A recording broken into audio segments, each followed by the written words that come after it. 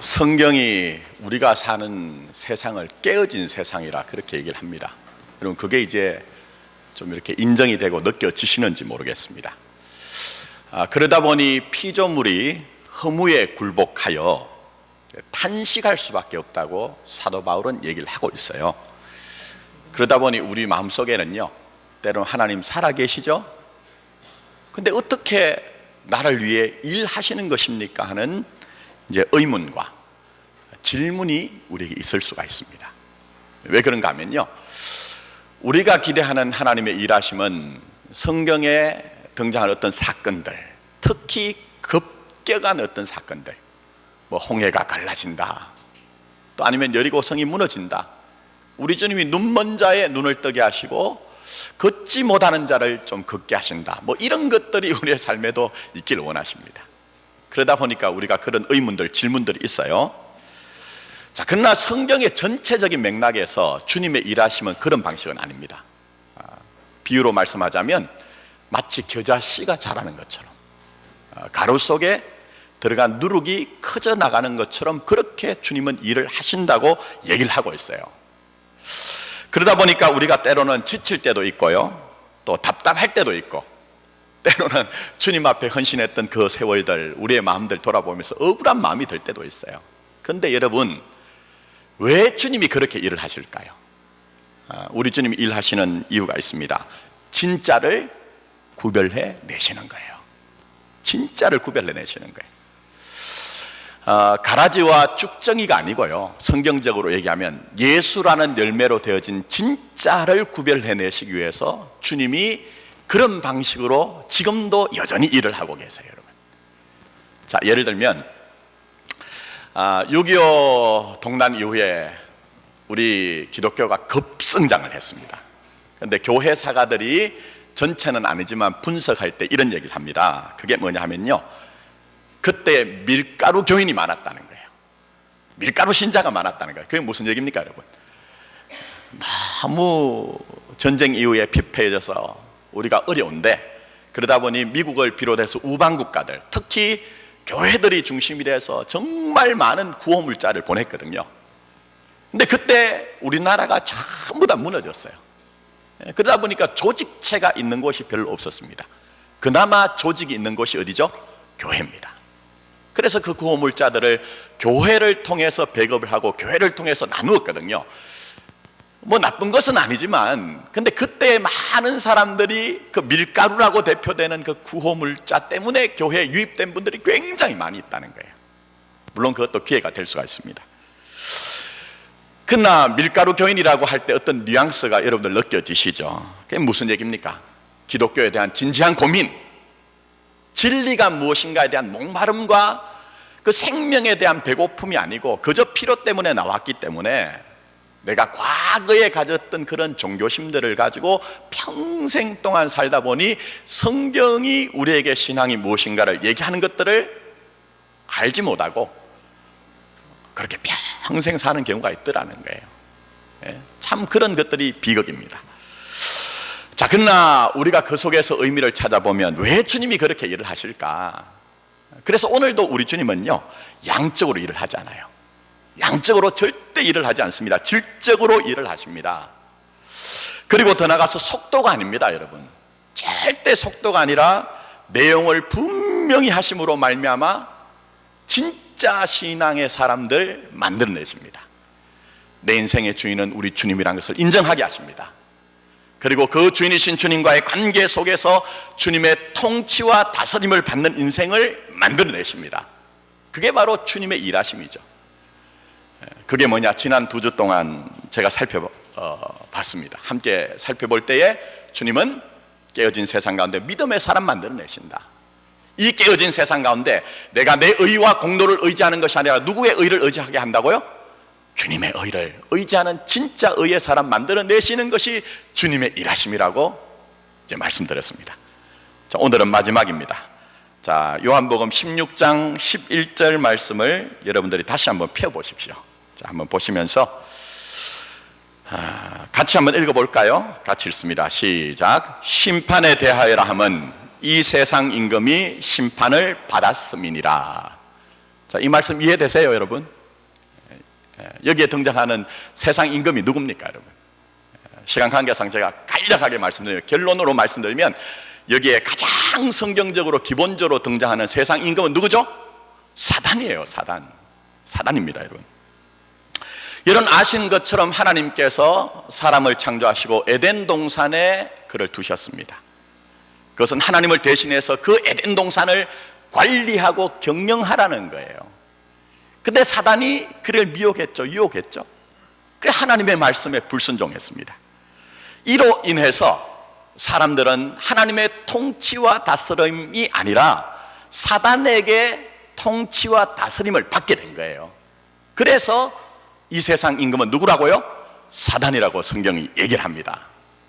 근데 문제는 그렇게 사단의 지배 아래 있을 때에 우리에게 역사하는 것은 죄와 사망이에요. 죄와 사망이에요. 그리고 사단이 한 인생들을 겁박하고 한 인생들을 통치하고 다스리는 방법은 뭐냐면은 죄와 사망의 법으로 다스리는 거예요. 근데 우리 주님이 호랑이를 잡으려면 어디로 들어가야 되죠? 호랑이 굴로 들어가셔야 되잖아요. 다 아시면서 그냥 대답을 안 해주시네요. 호랑이 굴에 들어가야 돼요. 그것처럼 우리 주님께서 직접 죄와 사망의 권세를 꺾기 위해서 십자가를 지시고 그렇게 죽으시고 부활하심으로 말미암아 사단의 권세를 깨뜨렸습니다. 다르게 표현하면 죄와 사망의 권세를 깨뜨린 거예요. 그래서 사도 바울은 우리에게 말씀하실 때 우리가 죄와 사망의 법으로 사는 것이 아니라 뭐로 산다고요? 생명의 성령의 법으로 산다는 거예요. 예. 전혀 이런 게 성경에 있나 이런 표현으로 보시면 곤란합니다, 여러분. 이 생명의 성령의 법으로 산다는 거예요. 그래서 여러분, 비록 우리가 때때로는 정말 우리에게 그 죽음의 권세가 몰려올 때도 우리는 그 죽음의 권세 앞에서도 사망아 너의 이기는 것이 어디 있느냐, 사망아 너의 쏘는 것이 어디 있느냐라고 담대하게 외칠 수가 있는 거예요. 할렐루야. 이게 바로 오늘 본문 16장 11절에 나오는 심판에 대하여라 하면 이 세상 임금이 심판을 받았음이라 하는 가장 기초적인 뜻입니다. 자, 그런데 현실적인 것이 있습니다. 예수님의 십자가를 중심으로 등장하는 세상 임금이 있어요. 예수님의 십자가를 중심으로 등장하는 세상 임금이 있습니다. 그것은 그 당시에 지중해를 다스리던 로마 제국의 가이사 황제에게 그 권한을 위임받아서 그 힘으로 유대를 통치하던 이 빌라도를 얘기합니다. 그는 진실이 뭔지를 알고 있어요. 여러분 아시는 것처럼 진실이 뭔지를 알고 있어요. 그런데 밀란이 날까 두려워하여 우리 주님에게 사형을 언도하고 그는 십자가형을 자기 자신이 집행을 했어요. 그래서 우리가 오늘도 사도신경 고백할 때 뭐라고 합니까? 본디오 빌라도에게 고난을 받으사 이렇게 얘기합니다. 그래서 수천 년을 내려오면서요, 뭐 예배로 모이는 곳마다 본디오 빌라도에게 고난을 받으사, 본디오 빌라도에게 고난을 받으사 하니까 제가 생각할 때 이 인간의 역사 이래로 가장 저주받은 이름이 본디오 빌라도 같아요. 예? 근데 과연 사도신경이 우리에게 본디오 빌라도라는 그 개인, 그 놈은 정말 나쁜 놈이야, 몹쓸 놈이야, 이걸 인지시키기 위해서 우리가 날마다 본디오 빌라도에게 고난을 받으사라고 고백하게 하시느냐는 거예요. 아닐 가능성이 있다는 거예요. 아닐 가능성이. 사도신경을 우리말로 번역을 했습니다만 이 원래 사도신경을 라틴어로 보면요 뭐라고 되어 있느냐 하면요 파수스 숲 폰디오 필라토 이렇게 되어 있습니다. 그 말은 무슨 말이냐면 본디오 빌라도에게 고난을 받았다는 얘기가 아니에요. 본디오 빌라도가 아니고 정확하게 번역하면 본디오 빌라도 아래 고난을 받았다는 거예요. 본디오 빌라도 아래 고난을 받았다는 얘기는요 무슨 얘기냐 하면요, 제가 이미 설명드린 것처럼 그 당시 세상을 지배하고 있던 그 가이사의 명, 세상의 힘, 권세의 상징인 그 가이사에게 명령을 받아서 우리 주님을 십자가에 못 박았기 때문에 결국 우리 주님은 세상의 그 불의한 권세와 힘에 의해서 죽으셨다는 것을 얘기를 하고 있어요. 그러니 빌라도 때문에 고난을 받은 것이 아니라 사실은 본디오 빌라도에게 고난을 받았다는 것은 세상의 힘을 지금 얘기를 하고 있는 거예요. 그래서 성경을 보시면요, 우리가 고백하는 사도신경과는 다릅니다. 어느 한 군데도 본디오 빌라도에게 고난을 받았다는 얘기는 없습니다. 대신 정확하게 뭐라고 기록되어 있느냐, 우리 주님이 누구에게 고난을 받으셨죠? 누구에게? 대제사장과 서기관에게. 대제사장과 서기관이라고 얘기하고 있어요. 근데 말씀을 잘 보시면 빌라도든지 헤로당이든지 대제사장과 서기관이든지 그들이 전부 입장이 다르지만 그들에게 똑같은 것이 있습니다. 그게 뭘까요, 여러분? 내가 구축한 세계를 예수로 인해서 흔들릴 수 없다는 거예요. 내가 꿈꾸고 내가 노력을 해서 그렇게 구축한 나의 이 인생의 세계를 절대로 예수 때문에 흔들릴 수가 없다는 거예요. 그래서 그들은 진실의 눈을 감습니다. 비진리로 진리를 매몰하려고 하고 거짓으로 결국은 이 의를 말살하려고 하는 그 모습, 그게 바로 오늘 여기에 등장하는 빌라도에게 고난을 받으사 대제사장과 서기관들에게 죽임을 당하사라는 그 말씀을 우리에게 등장을 하는 거예요. 심지어는 하나님의 아들을 십자가에 못 박아 버리잖아요. 근데 중요한 것은 우리가 사는 세상도 마찬가지라는 거예요. 여러분 한번 잘 보십시오. 오늘 뉴스에 등장하는 많은 사건들, 참 어떨 때는요 정말 숨이 턱턱 막힐 때가 있어요. 그 수많은 사건들, 또 심지어는 주님의 몸이라고 하는 교회 현실들 속에서 거짓과 불의가 오히려 더 높이 소리를 외치거든요. 오히려 거짓이 진실인 것처럼 불의가 의인 것처럼 그렇게 우리에게 등장하는 경우가 있습니다. 마치 우리 주님이 십자가에 못 박혀 죽으실 때에 자신이 구축한 세계가 흔들리지 않고 뺏기지 않기 위해서 그렇게 했던 빌라도처럼, 대제사장처럼, 서기관들처럼, 헤로당처럼 그런 것이 우리의 삶의 현실에 나타나고 있는 거예요. 그러나 중요한 것은요, 마지막 순간까지 그들 불안한 거예요. 그래서 어떻게 합니까? 우리 주님이 십자가에 달려 죽으셨을 때에 우리 주님이 무덤에 묻히시고, 그런 도무지 우리가 구축한 이 세계를 흔들 수 없다는 그 집념과 아집을 가지고 그 무덤에다가 돌문으로 막아버리잖아요. 그 총독의 인장까지 해가지고 이거 뺏길 수 없다는 거예요. 흔들릴 수 없다는 거예요. 그러나 우리 주님은 세상의 힘과 권세 앞에서도 결국은 하나님의 경륜하심과 뜻하심 가운데 그 거짓과 불의를 이기시고 죄와 사망의 권세를 이기시고 부활하심으로 말미암아 이 세상 임금 노릇하는 모든 세상의 힘과 권세를 전부 다 이기신 거예요. 그래서 오늘 그것이 요한복음 16장 11절에 나오는 두 번째 뜻입니다. 오늘도 마찬가지입니다. 여러분 성도들이 믿음 가지고 사는 것이, 그 믿음이란 내용 중에 하나가 뭡니까? 다른 것 아니죠. 아무리 거짓이 횡행한다고 할지라도 언젠가는 뭐가 드러나요? 진실이 드러난다는 거예요. 진짜 진실은 드러난다는 거예요. 불의로 의를 매몰할 것 같이 보여지지만 결정적인 순간에는 주님의 의가 무엇인지 드러난다는 거예요. 그게 바로 오늘 우리에게도 주시는 세상 임금이 이미 심판을 받았다는 그 두 번째 뜻입니다. 저는 우리 주님의 경륜하심과 우리 주님의 분명한 일하심을 믿었으면 좋겠어요. 비록 우리의 몸의 현실, 삶의 현실들 속에서는 여러분이 정말 탄식할 수밖에 없는 삶의 현실이 있지만 최종적인 의의 승리는 분명히 이루어진다. 이 믿음을 가졌으면 좋겠다는 것입니다. 자, 그런데 정작 중요한 건 이겁니다. 제가 이렇게 말씀드리면 이거 다 이해가 되어져요. 근데 오늘 본문에 나온 말씀이 나에게 직접적으로 무슨 연관이 있느냐 하는 거예요. 그걸 여러분이 잘 이해를 하셔야 됩니다. 왜냐하면 요한복음 1장 말씀 보시면 우리 주님이 딱 못 받고 있죠. 빛이 세상에 왔으되 뭐라고 했죠? 어둠이 빛을 알더라 모르더라? 모른다는 거예요. 모른다는 겁니다. 그러니 여러분, 세상은요 그렇게 치달아 내려갈 수밖에 없어요. 빛을 모르기 때문에 계속 그렇게 사는 거예요. 죄 가운데 났다가, 죄 가운데 살다가 죄로 인하여 심판받을 수밖에 없는 것이 빛을 모르는 어둠, 곧 세상의 본질이요 속성이요 실존인 거예요. 근데 하나님께서는 창세전에 어떤 무리들을 택하셨어요. 십자가 안에서.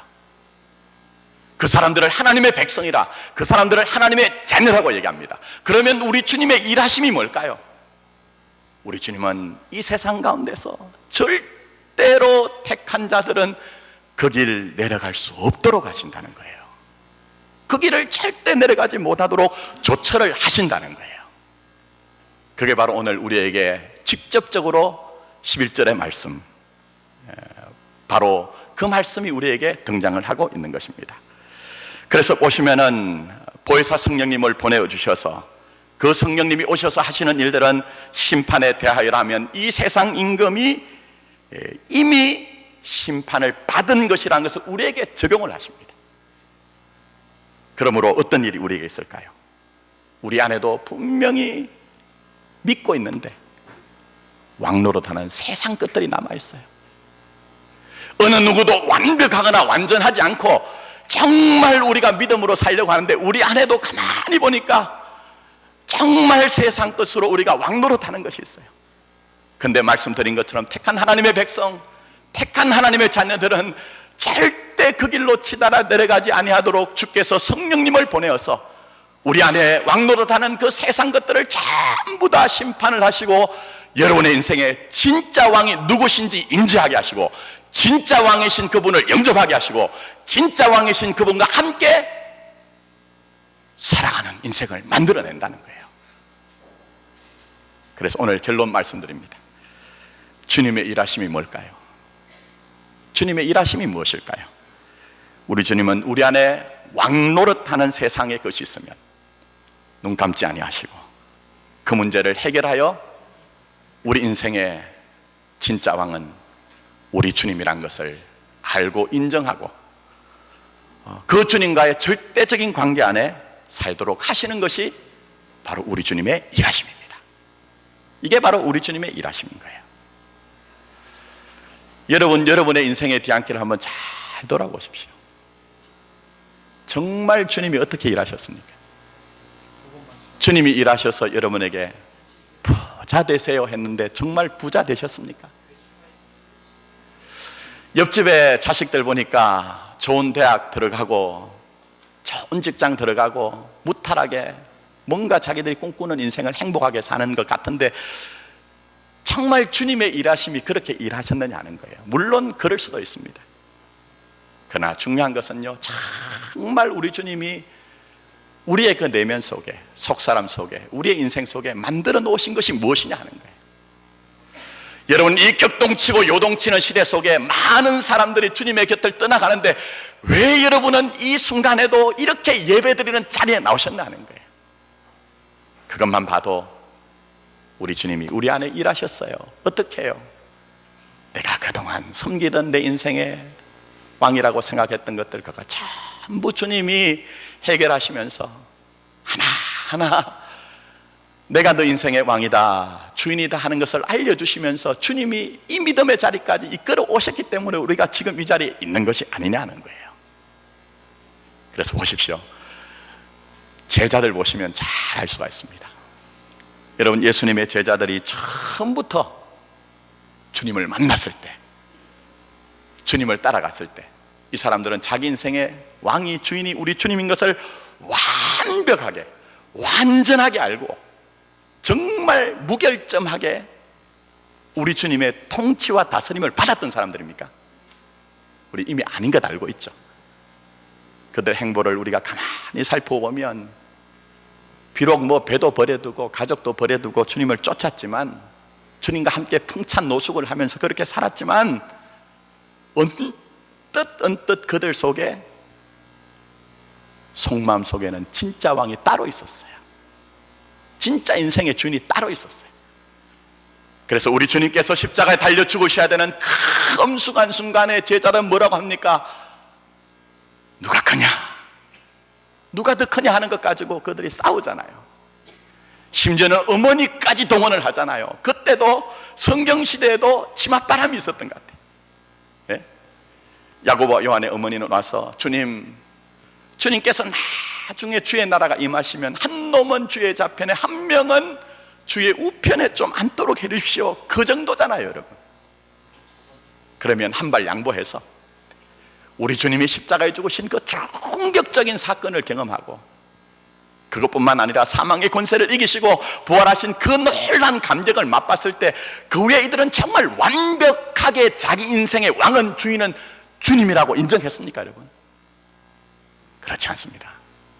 사도행전 1장에 보면 우리 주님께서 이제 아버지의 영광으로 올라가셔야 되는 그 엄숙하고 장엄하고 거룩한 순간입니다. 근데 그때 제자가 얘기합니다. 뭐라고 얘기합니까? 주께서 뭐라고요? 이스라엘을 회복하실 때가 이때입니까?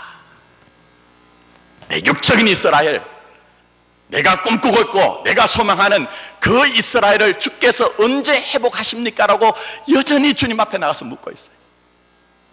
그런데 그때 주님이 말씀합니다. 뭐라고 말씀하십니까? 때와 시기는 아버지께서 누구에게 두셨다고요? 자기에게 두셨으니 너희가 알 바니다. 꿈 깨라. 너희들 아직도 알지 못하느냐? 너희들이 지금 뭘 구해야 될지 알지 못하고 지금 그런 얘기를 하느냐 하는 거예요. 그러면서 주님이 뭐라고 하십니까? 우리가 잘 알고 있는 저 유명한 말씀을 하시죠. 오직 성령이 너희에게 임하시면 너희가 뭘 받는다고요? 권능을 받고 예루살렘과 온 유대와 사마리아와 땅끝까지 이르러, 그 다음에 중요한 말씀 하십니다. 뭐라고 하십니까? 내 증인이 되리라고 말씀합니다. 이게 무슨 뜻일까요? 많은 목사들이요, 전도하자는 얘기로 얘기를 합니다. 선교하자고 얘기합니다. 물론 맞아요, 여러분. 그러나 성경 말씀은 여러분 빨리 결론으로 달려가시면 안 돼요. 절대로 그러면 주님의 진의를 파악할 수가 없습니다. 우리의 삶의 목적이 복음을 전승하는 것이 돼야 됩니다. 목사가 되고 전도사가 되고 선교사가 되라는 것이 아니라 여러분의 삶의 자리에서 정말 여러분이 복음으로 삶으로 말미암아 복음을 전승하는 것이 여러분의 삶의 골이 돼야 됩니다. 그러나 오늘 말씀을 보시면 과정을 무시하시면 안 됩니다. 제가 이미 말씀드렸죠. 주님께서 이스라엘 나라를 언제 회복하실 것입니까? 얘기할 때에 비록 주님이라고 얘기하지만 이들 속에 진짜 왕이 숨어져 있었어요. 주님을 통해 내 소원 이루겠다는 거예요. 주님을 통해 내가 꿈꾸는 육적인 이스라엘을 만들어 나가겠다는 거예요. 그러니 주님께서 말씀하실 때에 너희들 속에 진짜 왕 노릇하는 것이 아직도 남아있느냐 하는 거예요. 그러면서 주님께서 말씀하신 것은 오직 성령이 너희에게 임하시면 너희가 권능을 받고 예루살렘과 온 유대와 사마리아와 땅끝까지 이른다고 말씀하시고 계신데 이게 무슨 뜻이냐 하는 거예요. 오늘 요한복음 11장과 결합을 하여 연계해서 말씀드리면 우리 주님의 심정이 이런 거예요. 무슨 심정이냐? 얘들아, 내가 십자가에 죽고 너희들의 의의 보정이 되기 위해 부활하여 그 후에 내가 40일 동안 너희들에게 이렇게 하나님의 나라에 관한 일들을 그야말로 특별 과외를 했지 않느냐. 근데 어찌해서 너희들은 아직도 너희들 마음속에 세상의 것이 왕노릇하는 것이 있느냐? 세상의 것이 왕노릇하는 것이 있느냐? 그러나 너희들 그렇게 절대 살 수 없다. 내가 너희들에게 성령을 보내줄 때 그 성령이 오셔서 너희들 안에 숨겨진 세상의 왕노릇하는 것들을 전부 다 심판을 함으로 말미암아 너희들이 예루살렘과 온 유대와 사마리아 땅끝 어디를 살든지 나의 증인이 될 수밖에 없다. 진짜 왕을 이제 위해서 사는 인생이 될 수밖에 없다는 것이 이 사도행전 1장 8절의 말씀이에요. 그러니 전도하자, 선교하자는 것은 그 다음에 문제라는 거예요, 여러분. 여러분 이해가 되십니까? 이거 아셔야 돼요. 이거 알지 못하면 열심히 주를 위해 산다고 하면 할수록, 분주하게 하나님의 나라를 위해서 산다고 하면 할수록 허탄한 것을 생각하고 허사를 경영하여 예수라는 그 알곡이 아니고 죽정이와 가라지를 내어놓고 자랑하는 인생을 살 수밖에 없는 거예요, 여러분. 그러니 우리 주님이 갖고 가신 인생이 어떤 인생일까요, 여러분? 오늘도 성령님이 살아가셔서 여러분 안에 이루어 가시는 삶이 뭘까요?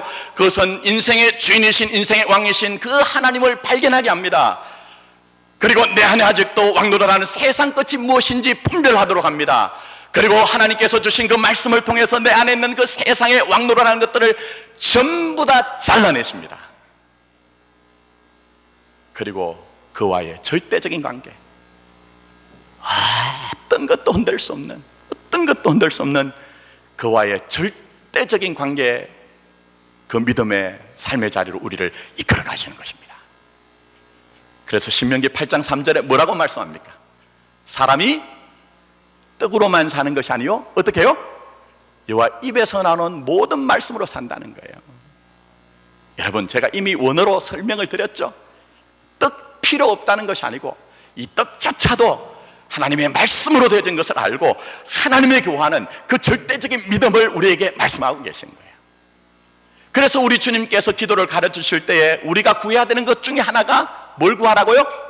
일용할 양식 구하라는 거예요. 그 사소한 일용할 양식, 보기에는 내가 땀을 흘리고 내가 내 경험을 가지고 내 실력을 가지고 그 일용할 양식을 가지고 사는 것처럼 보여져도 이거 전부 다 우리 주님이 주신 것입니다 하는 그 믿음 가지라는 거예요. 왜요? 그게 진짜 신앙이니까. 그게 진짜 신앙이니까. 여러분, 좀 쉽게 말씀드리면 이렇습니다. 어떤 분이 직장을 다녀요. 그럼 나에게 월급 주는 게 누구예요? 김 사장님, 이 사장님, 최 사장님일 수가 있어요, 보여지기에는. 그런데 내 마음속에는 주님, 내 인생 하루하루 사는 것 주님의 손길이 있어서 사는 것입니다.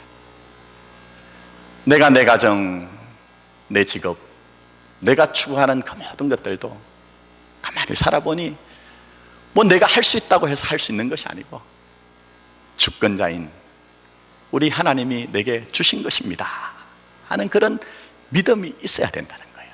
그 믿음이 있어야 된다는 거예요, 여러분. 근데 교회를 나옵니다.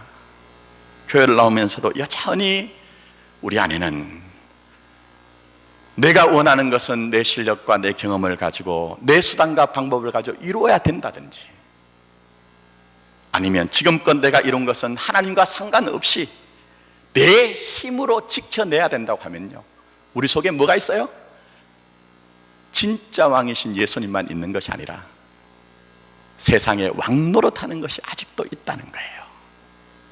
그러나 중요한 것은 택한 하나님의 백성들, 택한 하나님의 자녀들은 절대 그렇게 하지 않습니다.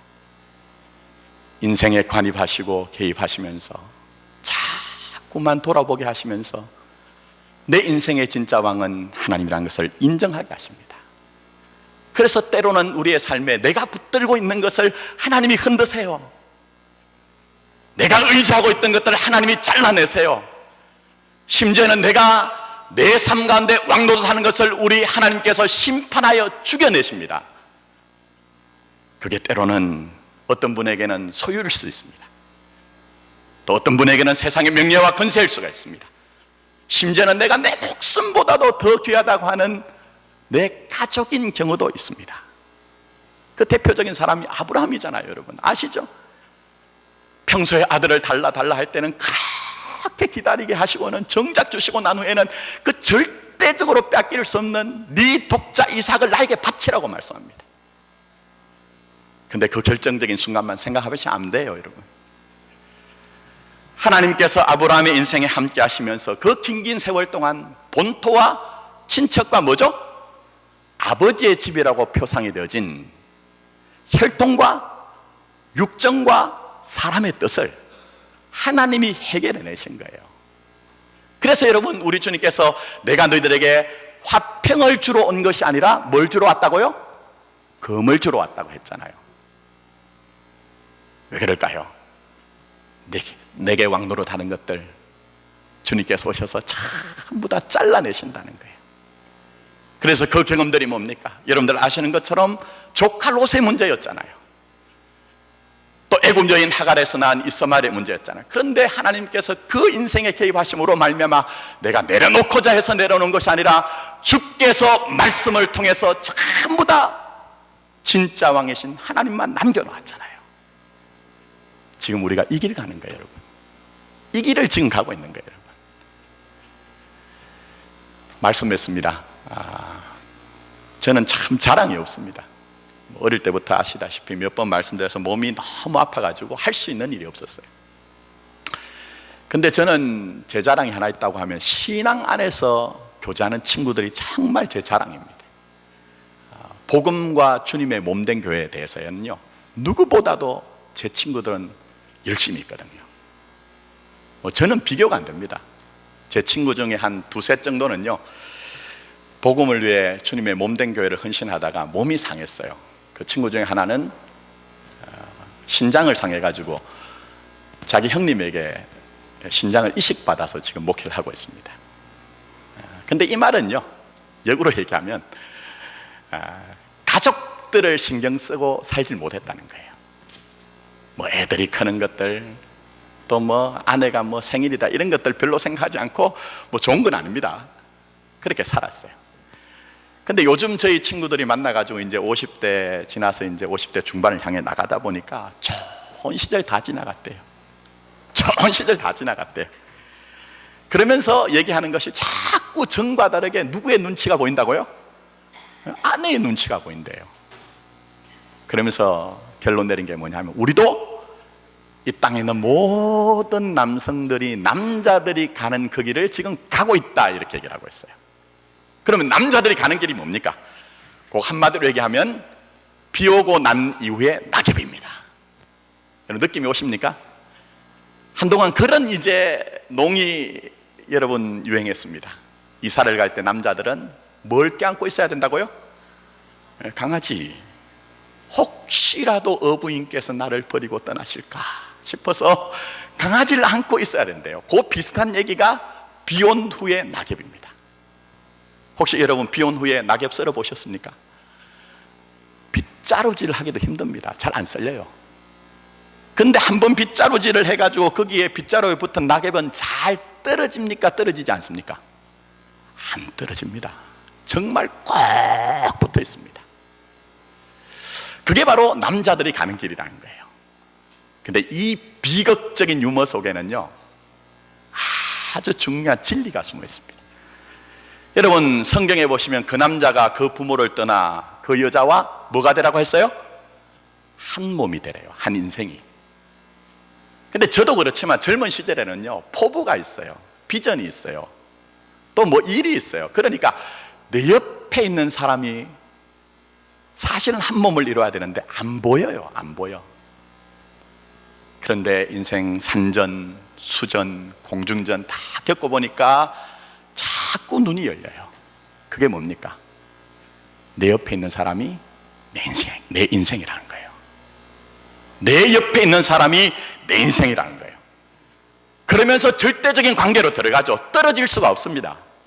떨어질래야 떨어질 수가 없는 관계. 진짜 둘이 한 몸을 이루어 간다는 거예요. 근데 중요한 거는요, 사도 바울이 이거 부부관계 얘기가 아니래요. 에베소서를 보시면 이 얘기는 부부관계를 얘기하는 것이 아니라 예수님과 교회와의 관계야. 예수님과 너희와의 관계야라고 말씀하고 있는 거예요. 그러니 여러분, 우리 인생에서 정말 주님의 일하심을 배워간다는 것이 무엇일까요? 주님의 일하심은 우리가 세상에서 정말 유익한 사람, 유능한 사람, 능력 있는 사람이 되어서 찬탄을 받고 박수를 받고 인정을 받는 게 아니에요. 물론 그렇게 되면 좋지만 결정적으로 주님의 일하심은 우리 안에 있는 세상의 왕노릇하는 것들을 전부 다 주님이 해결하고서라도 여러분 인생의 진짜 왕은 주님은 우리 주님밖에 없습니다 하는 것을 인정하게 한다는 거예요. 아무쪼록 저와 여러분들이, 제가 계속 말씀드리잖아요, 하나님의 말씀 성경 외에는요 진짜 신앙을 알 수 있는 방법이 없습니다. 여러분이 지금까지 배우셨던 지식들, 경험들 다 내려놓고 이 성경 안에서 우리 인생을 반추하고 성찰해 보십시오. 그러면 그때 그 사건 통해 내 안에 있는 왕노릇하는 세상 것을 우리 주님이 해결하셨구나.